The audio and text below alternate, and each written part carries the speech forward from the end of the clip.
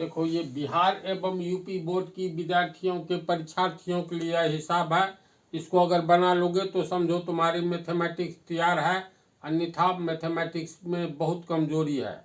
ये हिसाब सिंपल है लेकिन बनने में थोड़ा सा प्रॉब्लम है। तो यहाँ पर कहाँ सोचना है, टर्निंग पॉइंट क्या है इस हिसाब का, यही नहीं पता चलेगा, क्योंकि ये डाटा विहीन हिसाब है एक तरह से। एक हवाई जहाज राष्ट्रीय राजमार्ग पर दो लगातार माइलस्टोन को 30 डिग्री एवं 45 डिग्री के अवनमन कोण पर देख रहा है। तो बतलावे कि हवाई जहाज कितने किलोमीटर की ऊंचाई पर उड़ रहा है। इसमें दिया हुआ है, मान लो ये राष्ट्रीय राजमार्ग है AB, नेशनल हाईवे। एक हवाई जहाज यहाँ उड़ रहा है, ए से एरोप्लेन, ये CD राष्ट्रीय राजमार्ग है। ये एरोप्लेन राष्ट्रीय राजमार्ग पर स्थित दो लगातार माइलस्टोन को देख रहा है। तो हम लोग मान लेते हैं एक माइलस्टोन E, दूसरा माइलस्टोन, इसको आगे तक राष्ट्रीय राजमार्ग को बढ़ाते हैं, मान लो M तक बढ़ा दिए। एक दूसरा माइलस्टोन D है। प्रश्न के अनुसार हवाई जहाज राष्ट्रीय राजमार्ग पर दो लगातार माइलस्टोन को देख रहा है। यह E और D दो लगातार माइलस्टोन है। तो हवाई जहाज देख रहा है किसको, तो माइलस्टोन को। तो प्रथम माइलस्टोन ये है, तो दोनों को मिला दो। दूसरा माइलस्टोन ये है, तो इसको भी मिला दो। इस तरह से प्रश्न में कह रहा है, एक हवाई जहाज किसी राष्ट्रीय राजमार्ग CM पर दो लगातार माइलस्टोन E एवं D को 30 डिग्री एवं 45 डिग्री के अवनमन कोण पर देख रहा है। तो बतलावे कि हवाई जहाज पृथ्वी से कितनी ऊंचाई पर, कितने किलोमीटर की ऊंचाई पर उड़ रहा है। तो मान लेते हैं यहाँ से लंब खींचेंगे, लंब ही वास्तव में ऊंचाई होता है। तो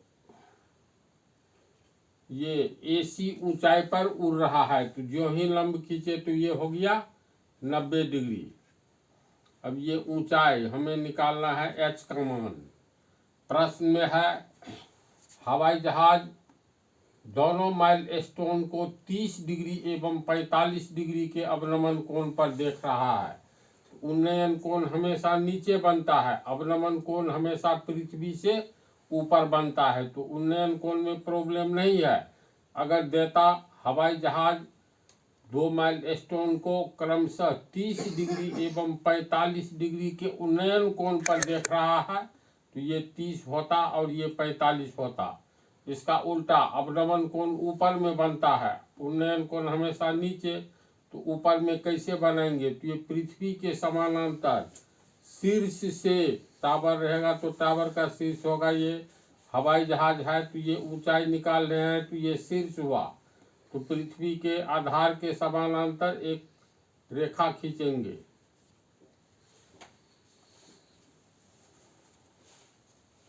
मान लो N, ये N समानांतर CM है। ऐसी स्थिति में दो समानांतर रेखा को काटने वाली तीसरी रेखा AD तिर्यक रेखा हो गई, और दो समानांतर रेखा को कोई तीसरी रेखा काटती है तो एकांतर कोण बराबर होता है। तो एक है हवाई जहाज दो बिंदु पर माइलस्टोन पर 30 डिग्री, तो ये कोण छोटा है, तो ये हो जाएगा 30 डिग्री।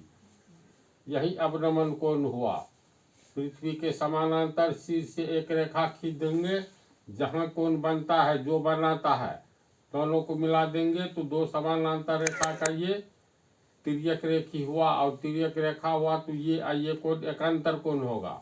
ये हो गया तुमको अवनमन कोण। और दूसरा, अब यहाँ पर दूसरा है, एक माइलस्टोन पर 30 डिग्री का बनाता है, दूसरे पर 45 डिग्री का। तो बिंदु E यानी माइलस्टोन E पर ये हवाई जहाज 45 डिग्री का अवनमन कोण बना रहा है। तो इसके समानांतर खींचा हुआ है, तो ये पूरा कोण जो होगा ये ये तो 30 डिग्री है, ये पूरा कितना हो जाएगा, तो 45। तो ये हो गया 45 डिग्री का कोण बनाता है माइलस्टोन ई पर। तो ए एन समानांतर सी एम है, ये ए ई तिर्यक रेखा है, तो ये और ये एकांतर कोणों की जोड़ी हुई और एकांतर कोण समान होता है। तो ये 45 डिग्री है, तो ये भी 45 डिग्री हो गया। इसी तरह ए एन समानांतर सी एम है, ए डी तिर्यक रेखा है, तो ये एकांतर कोण और ये एकांतर कोण बराबर होगा, तो ये 30 डिग्री है, तो ये भी 30 डिग्री हो गया।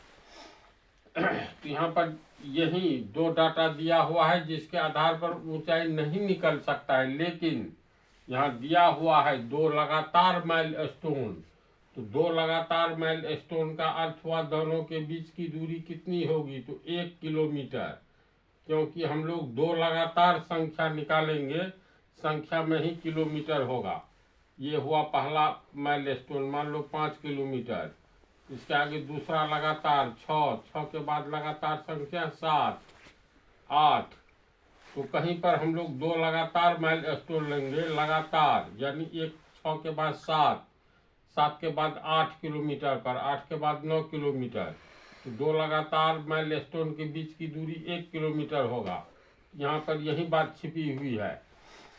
अब हम लोग मान लेते हैं सीई कितना होगा, तो सीई ये 45 डिग्री है, ये 90 डिग्री है, तो ये कोण कितना होगा, तो त्रिभुज के 3 कोणों का योग ये 2 विधि से निकलेगा। पहला हम लोग लेंगे समकोण त्रिभुज ए सी ई में, तो ए सी ई यानी समकोण त्रिभुज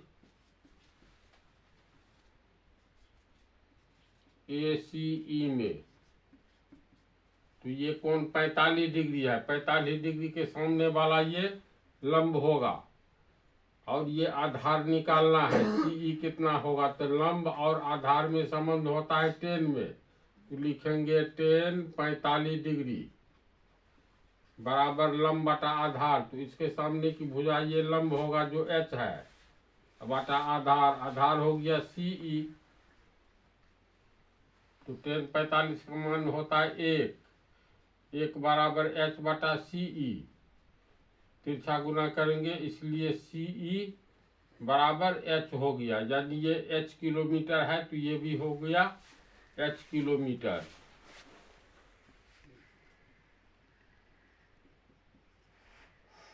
अब हम लोग बड़ा समकोण त्रिभुज को देखेंगे, समकोण त्रिभुज ए सी डी में। तो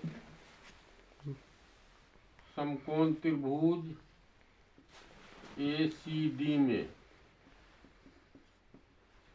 ए सी डी में कोण डी न्यून कोण 30 डिग्री है, ये लंब है, ये सी डी आधार है, तो लंब और आधार में संबंध 10 में होता है, तो लिखेंगे 10 30 डिग्री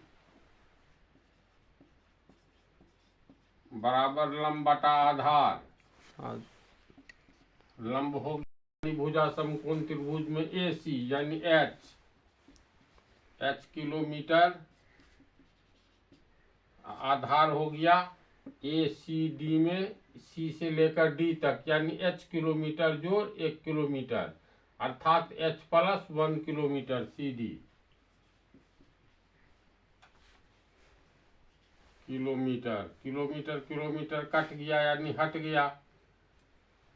10 30 का मान होता है 1/√3 बराबर एच प्लस 1। अब तिरछा गुना करेंगे, इक्वेशन हो गया, तो एच प्लस 1 बराबर h√3।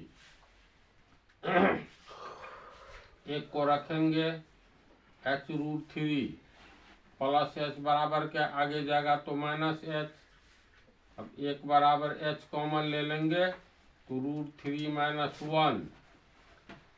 अब इसको पहले लाएंगे तो होगा h√3 - 1 बराबर 1, इसलिए h बराबर, तो ये कोष्ट बराबर के आगे 1 के नीचे आ जाएगा, यानी 1 बटा √3 - 1। ये किलोमीटर माने हैं, तो 1/√3 - 1 किलोमीटर की ऊंचाई पर ये हवाई जहाज उड़ रही है। यहाँ पर यही समझना है कि दो लगातार माइलस्टोन के बीच की दूरी कितनी है। तो हिसाब है छोटा। अगर कोई प्रॉब्लम हो तो YP साहू वेबसाइट पर जाओ, ypsahu.com, और लर्न मोर पर क्लिक करो। भारी मदद मिलेगी।